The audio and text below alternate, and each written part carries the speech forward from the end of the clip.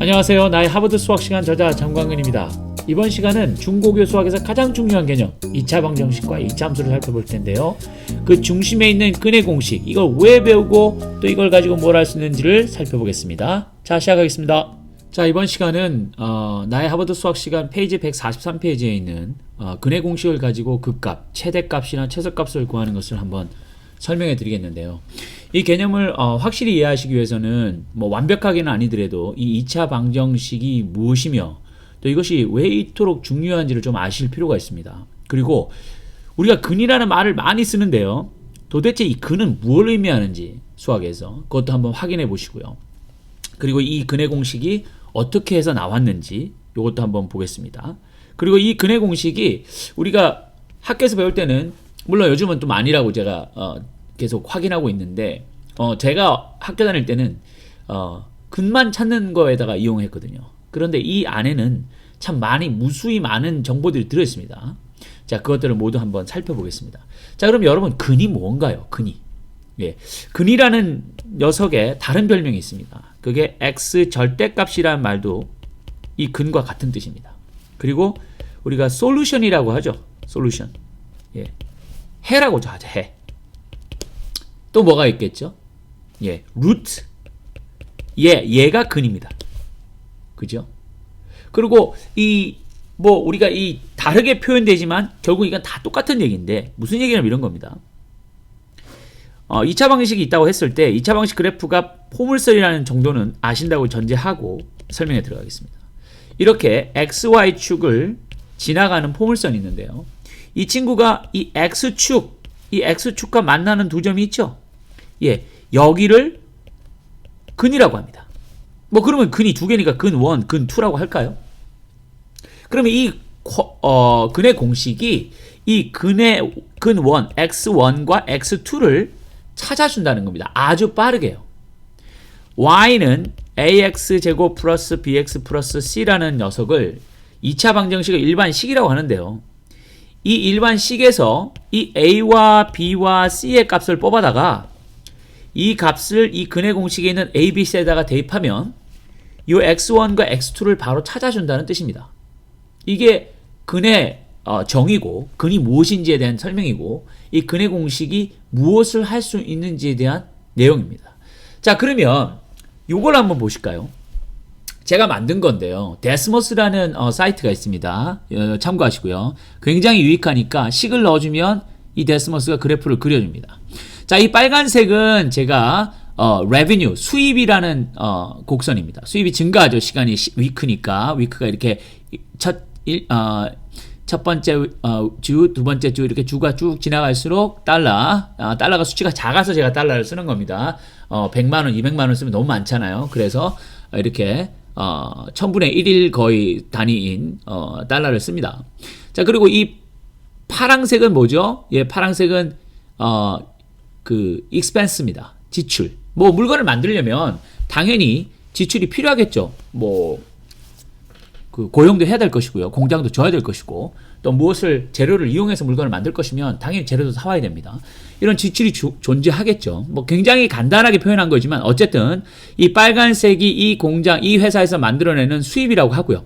그리고 이 파란색이 지출이라고 하면 처음에는 지출이 훨씬 많아서 수입이 없습니다. 그죠? 그거 말 됩니다. 왜냐면 공장 지려면 돈 많이 들어가죠. 그리고 연구 개발비부터 시작해서 회사라는 걸 차리면 처음부터 수익을 낼 수 있는 구조가 아닙니다. 이윤을 낼 수 없다는 얘기죠. 이게 말이 되는데 어쨌든 이 revenue가 이렇게 증가하고 있고 그리고 expense 즉 지출이 이렇게 가고 있어요. 자, 그럼 이 두 개가 만나는 점이 뭘까요? 이게 지출과 revenue가 같아져서 이 점을 지나는 순간 이제 수입이 지출보다 많아지므로 이 회사는 드디어 이익을 창출해내는 회사가 된다는 겁니다. 자, 그러면 회사를 운영하는 입장에서 언제쯤 내가 지출이 수입보다 작아서, 즉 수입이 지출보다 많아서 내가 이익이 생길까 하는 거 알고 싶지 않겠습니까? 예, 그때 이거를 이용하는 겁니다. 자, 한번 보십시오. 제가 이 식을 빨간색이 뭐라 그랬죠? 예, 수입이라고 그랬습니다. 이 파란색을 지출이라고 그랬습니다. 그럼 이 친구 둘을 놓으면요. 이렇게 놓지 않습니까?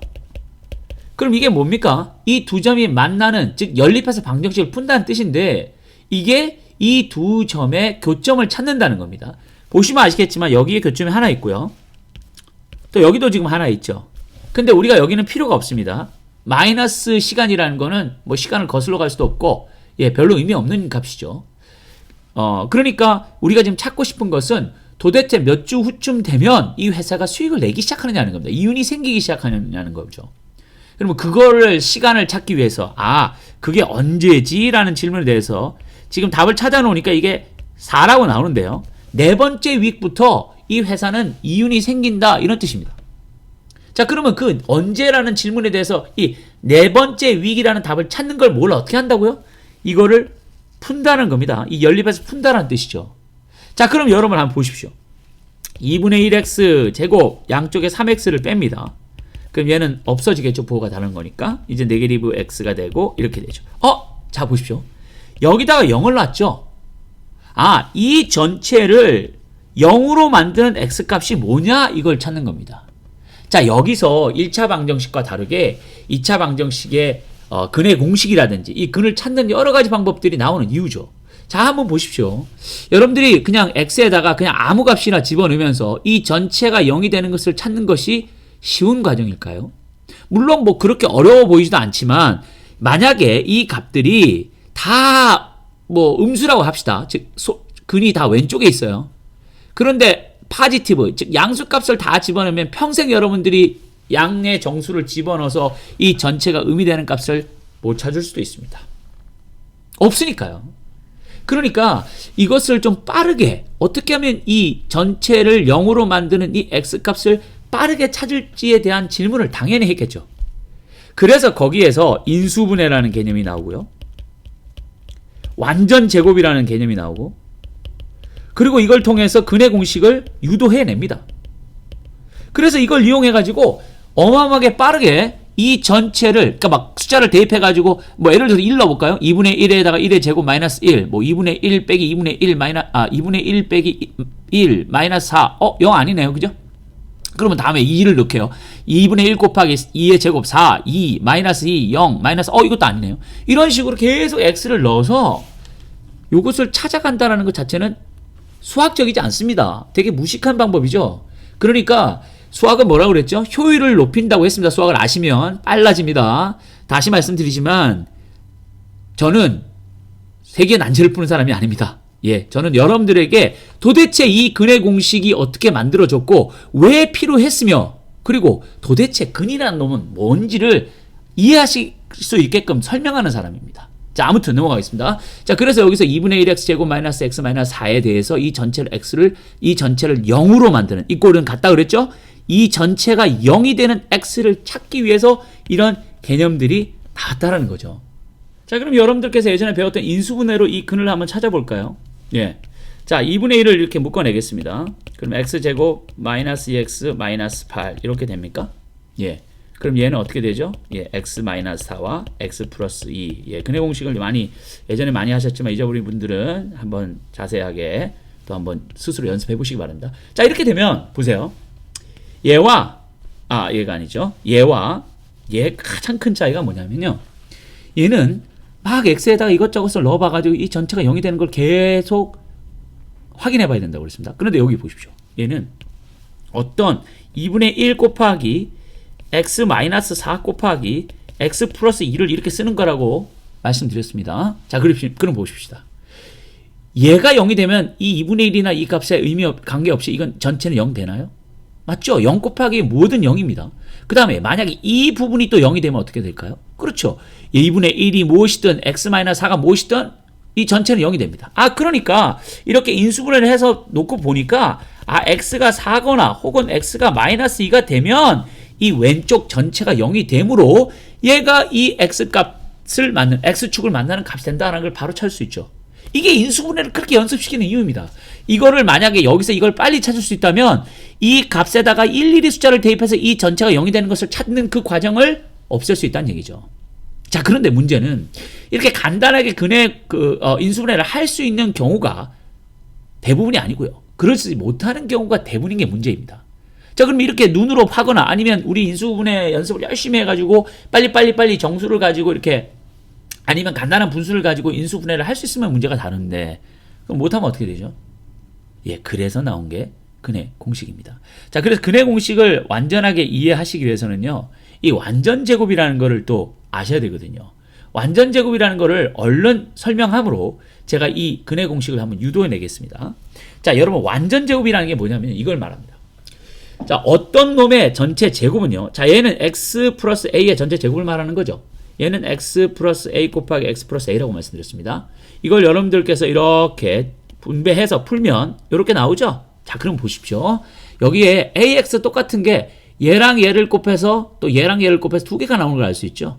그리고 a라는 것은 얘랑 얘랑 곱해서 제곱이 된 걸 알 수 있습니까? 그럼 이렇게 보입니까? 자, 그럼 이것도 마찬가지겠죠. x-b의 제곱은 이렇게 되고 x제곱 마이너스 bx 마이너스 bx 플러스 b 제곱이 돼서 x제곱 마이너스 2bx 플러스 b의 제곱이 되나요? 그쵸? 자, 그럼 여러분 한번 보세요.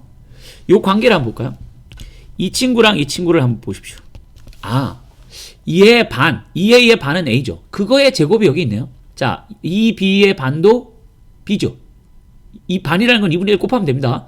그러니까 2b의 반은 b고 b의 제곱은 여기 보이십니까? 아, 그러니까 예를 들어볼게요. 자, x 플러스 2란 제곱은 x제곱 플러스 4x 플러스 4인데 이 값이 요 앞에 있는 값 4의 반의 제곱이면 자, 이 16이라는 값이 이 8의 반, 4의 제곱이 되나요? 그러면 얘는 완전 제곱이 돼서 얘를 이렇게 혹은 이렇게 고칠 수 있다라는 겁니다. 되셨어요? 자, 그럼 아까 말씀드렸습니다. 이 상태에서 얘가 0이 되는 걸 찾으려면 어떻게 된다고요? 예, 뭐 이것저것 넣어가지고 얘가 0 되는 걸 찾아야 된다고 그랬습니다. 하지만 이렇게 되면 어떻게 되죠? 무엇을 두 번 곱 뺐는데 그게 0이 됐다는 이 안이 0이 되면 되죠. 아, 그러니까 여기서 x가 마이너스 2거나 아니면 x가 4일 때가 이 방정식의 근이 된다라는 걸 알 수 있습니다. 자, 그럼 이걸 이용해서 일반적으로 우리가 어떻게 근해 공식을 유도하는지 한번 잠깐 빨리 볼게요. 자, 아까 2차 방정식의 일반식이 이거라고 말씀드렸나요? 여기서 0을 놓은 이유는 뭐죠? 그렇죠. x 절대값, 즉 x축을 만나는 값을 찾기 위해서 y에 0을 넣은 겁니다. 자, x축에 있는 모든 y값은 0입니다. 그래서 y에다가 0을 넣는 순간 어떤 직선이나 곡선이 그 x축을 만나는 절편이 나오게 되어 있습니다. 자, 그럼 여기서 a를 뽑아내겠습니다.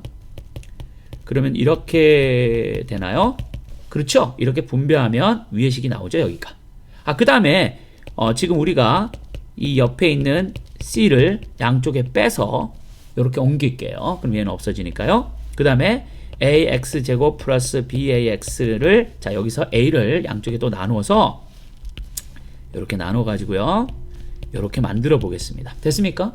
자, 그러면 이제 이 앞에 있는 이 a라는 녀석이 사라졌어요. 이거 없애야 됩니다. 자, 그러면 여기가 1이니까 이제 여기가 1이죠. 여기가 요 앞에 1이 있죠. 여기가 그렇죠? 그러니까 간단해졌죠.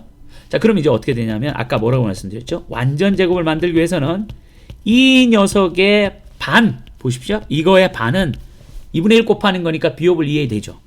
얘의 제곱을 필요로 하는데 무작정 아무 이유 없이 뭐죠? 이 값을 그냥 더할 수는 없습니다. 만약에 할 수 있다고 하면 어떤 방법이 있냐면요, 양쪽에다가 똑같이 더하는 거는 상관없습니다. 자, 보시죠. 그게 더 쉽겠네요. 볼게요.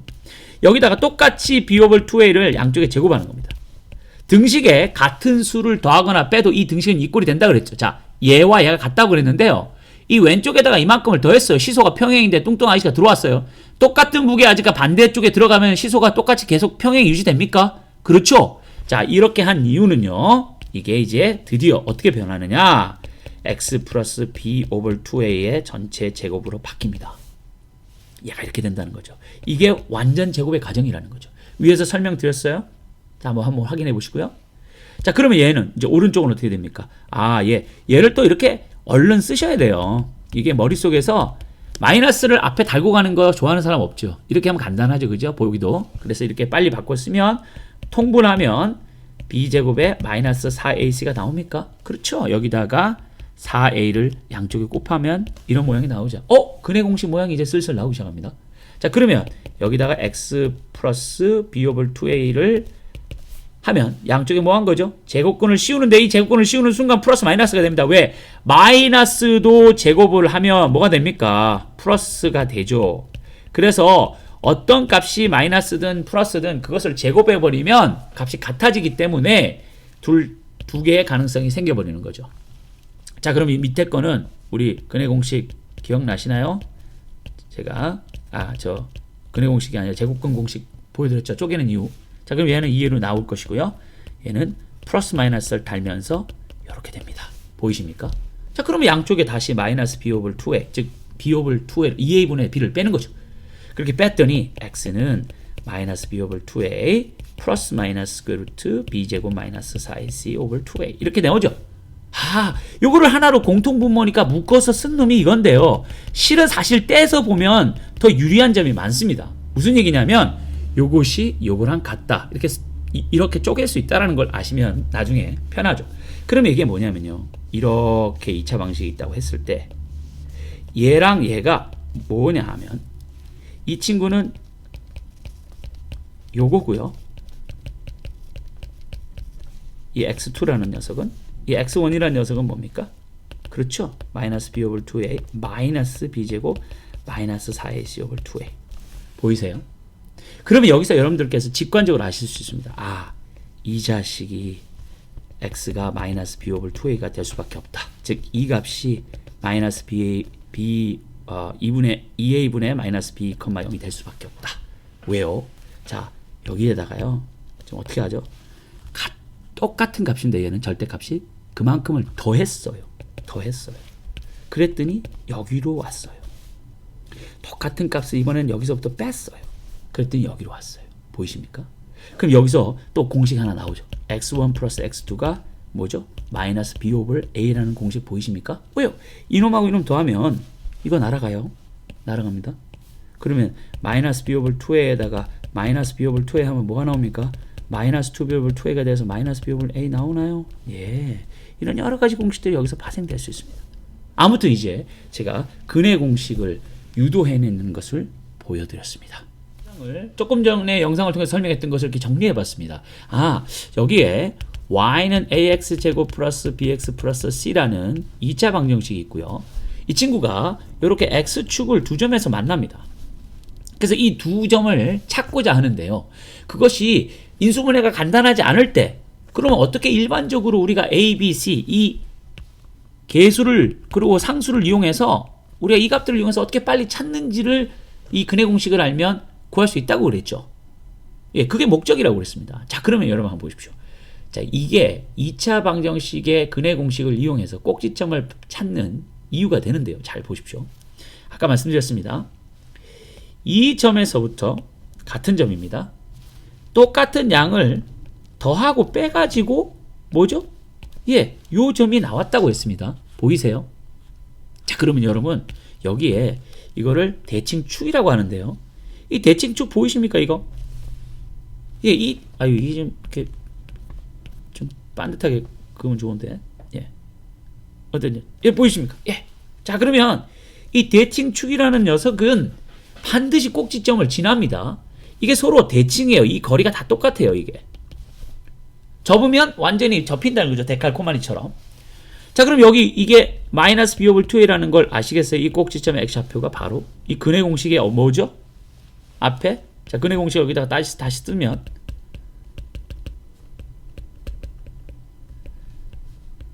요 부분이 뭐라는 겁니까?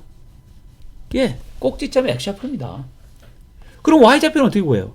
예, 2차 방식을 주지 않고 우리가 꼭지점을 구하라고 할 수는 없기 때문에 이거를 함수에다가 집어넣으면요. 무슨 말이냐면 주어진 x 값에다가 쫙 집어넣으면 그 y 값이 이 꼭지점의 y좌표가 된다는 겁니다. 보이시겠습니까? 예, 2차 방정식은요 1차 방정식과 다르게 극값을 존재하는 방정식입니다. 자, 1차 방정식은요 이렇게 x값이 증가하면 그냥 계속 y값도 계속 증가하거나 아니면 감소하거나 둘 중에 하나입니다. 근데 얘는 한 함수가요 어떤 구간에 따라서는, 즉 x가 요 3이라는 값, 즉 여기가 3이죠. 요 3보다 작을 때는 x값이 커질수록 y값이 이렇게 쭈루루루 줄어들어요. 이렇게 보이세요? 그런데 x가 3보다 커버리면요 이제 y값이 x값이 커짐에 따라 y값도 커져요. 그러니까 줄었다가 커졌다. 아, 바닥을 치고 올라간다. 이게 가장 밑에 이거보다 더 내려갈 수 없다는 얘기죠, 이게. 우리가 여기 오면 이제 해피해야 합니다. 아, 이제 바닥을 쳤으니까 이제 올라갈 일만 남았다. 아, 그러니까 이게 최저값이 되겠죠. 그러니까 이 1차 방정식은 그 값을 가질 수 없는 거죠. 이건 평균적인 계속 그 기울기라는 것은 평균 증가율입니다. 매번 x가 1씩 증가할 때마다 y는 2분의 1씩 증가한다는 얘기고요. 2차 방정식은 감소 구간과 증가 혹은 증가와 감소 구간이 만나는 그 꼭지점이 존재하기 때문에 그게 극값이 되고 그것이 최대값, 최소값이 됩니다. 책에서 설명해 드렸지만 우리가 극값을 아는 것은 대단히 중요합니다. 말씀드렸듯이 언제까지 계속 그 온도, 지구로 돌아오는 그 귀환선의 온도가 올라갈지를 최고의 온도가 어디까지 올라가는지를 알 수 없다면 우리는 아예 이 프로젝트를 시작하지 못한다고 말씀드렸습니다. 알면 가능하죠. 아, 거기까지 버티는 놈을 구하면 돼 하니까 가능해지는 것이죠. 그래서 이 극값을 구하는 것은 너무 중요하고요. 그리고 이 근해 공식이라는 녀석은 정리하면 이 x1과 x2를 구하는 것에 주로 쓰이고 그게 왜 주로 쓰이는지는 아까 말씀드렸다 수없이 이런 경우를 많이 접하기 때문입니다. 아, 어떤 두 개의 함수가 만나는 점을 찾아라. 그 만나는 점을 찾다 보면 결국은 뭘 한다 그랬죠? 2분의 1x제곱 플러스 2x 마이너스 4와 3x가 만나는 점을 구할 때 이 x값을 찾는 것이 뭡니까? 이게 근을 구하는 과정이라는 얘기죠. 그렇게 해서 이 근해 공식은 굉장히 유용하게 쓰이지만 이 근해 공식 안에 이 부분은 이 꼭지점에 x좌표가 되고 이 x좌표를 알므로 이 식에다가 그 x좌표를 집어넣으면 바로 꼭지점이 나오는 경험을 할 수 있는 것이죠. 자, 이 영상을 통해서 제가 여러분들께 말씀드리고 싶은 것은 여러분들께서 그냥 쉽게 외우는 이 근해 공식 또 누구나 외워야 하는 쉽게 외우지 않죠. 하여튼 누구나 외워야 되는 이 근해 공식이 도대체 왜 외워야 하는지에 대한 질문을 꼭 하셔야 된다는 겁니다. 물론 선생님들께서 이런 걸 설명해 주시겠죠. 하지만 우리가 맹목적으로 수학 공부를 특히 시간에 쫓길 때 더 이런 현상이 발생하는데요. 막 그냥 드립다 그냥 전화번호 외우듯이 집어넣습니다. 근데 그런 것들은 계속 주장하지만 절대 오래 가지 않죠. 아, 이 근해 공식이란 녀석이 왜 만들어질 수밖에 없고 또 이 근해 공식을 알므로 인해서 우리가 알 수 있는 것들은 어떤 것들이 있는지 이런 것들을 알고 공부하면 재미도 있을 뿐만 아니라 기억이 오래 남습니다. 그리고 모든 이 2차 방정식이라는 큰 주제 안에 들어있는 세부 개념들이 연결되기 시작하는 것이죠. 자, 여러분 영상 잘 보셨습니까? 이번 영상을 통해서 2차 방정식과 근해 공식 그리고 그게 왜 배우고 뭘 할 수 있는지를 보여드렸습니다. 그 과정 속에서 여러분들께 2차 방정식과 2차 함수의 중요성을 설명해 드렸고요. 또 근은 도대체 무엇인지도 알려드렸고 인수분해를 배우는 이유와 또 완전 제곱을 이용해서 근해 공식을 유도하는 것도 보여드렸습니다. 그리고 근해 공식으로 근만 구하는 것이 아니라 꼭지점, 즉 최대값과 최소값도 구할 수 있는 걸 보여드렸고 또 보너스로 두 개의 근을 구하면 마이너스 b 오브 a가 되는 이 공식이 또 왜 그런지도 보여드렸습니다. 아무쪼록 수학을 이렇게 체계적으로 큰 그림 안에서 작은 그림들이 필요한 이유를 하나씩 질문해가고 또 알아가는 과정 속에서 자연스럽게 개념이 확장되어가고 또 필요한 공식들이 이해되어지고 외워지는 그런 멋진 수학 공부를 하시기를 소망하겠습니다. 시청해주셔서 감사합니다.